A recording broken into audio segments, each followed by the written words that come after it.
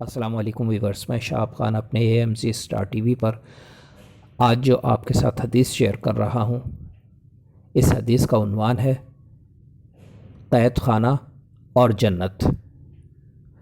رسول پاک صلی اللہ علیہ وآلہ وسلم نے ارشاد فرمایا،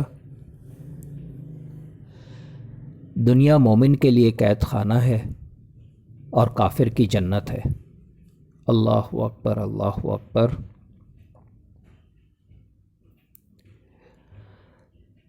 رسول پاک صلی اللہ علیہ وآلہ وسلم نے اپنے دور میں یہ ارشاد فرمایا، اور آج ہم رسول پاک صلی اللہ علیہ وآلہ وسلم کے ارشاد کے مطابق دنیا کو دیکھ رہے ہیں۔ مسلمان ہر طرف پس کے رہ گیا ہے۔ یہود و نصارہ نے اس طرح کے رولز بنائے ہوئے ہیں کہ سب سے زیادہ قید و بند کی صحبت مسلمان اٹھا رہا ہے، اور یہود و نصارہ نے اپنے لیے اتنے آسان قوانین بنائے ہیں کہ انہیں دنیا میں ایک طرح سے جنت ملی ہوئی ہے۔ اللہ اکبر، اللہ اکبر۔ دنیا میں یہود و نصارہ یہ بات بھول گئے ہیں کہ اللہ رب العالمین کے حکم کے مطابق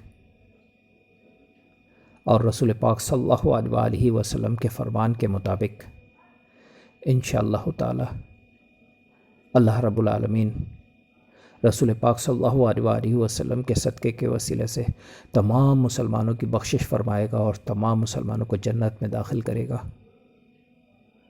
اسی لیے یہود و نصارہ اور کافروں کے لیے دنیا کو جنت بنا دیا، کیونکہ وہ جنت میں داخل نہیں ہو سکیں گے۔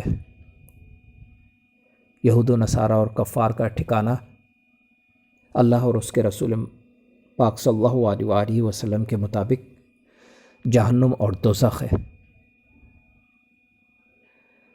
مسلمان بھائیوں سے گزارش ہے کہ زیادہ سے زیادہ اللہ رب العالمین اور رسول پاک صلی اللہ علیہ وآلہ وسلم کے احکامات پر عمل کریں،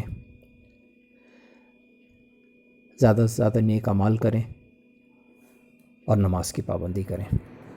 ویورز، میری ویڈیو اچھی لگے تو ضرور سبسکرائب کیجئے اور اس کے برابر میں بیل آئیکن کو ضرور کلک کیجئے تاکہ میری نئی آنے والی ویڈیوز آپ آسانی سے دیکھ سکیں۔ لائک کے بٹن کو بھی پریس کریں اور اپنے تمام فیملی ممبرز اور فرینڈز کے ساتھ میری ویڈیوز شیئر کرنے کے لیے شیئر کے بٹن کو بھی پریس کریں۔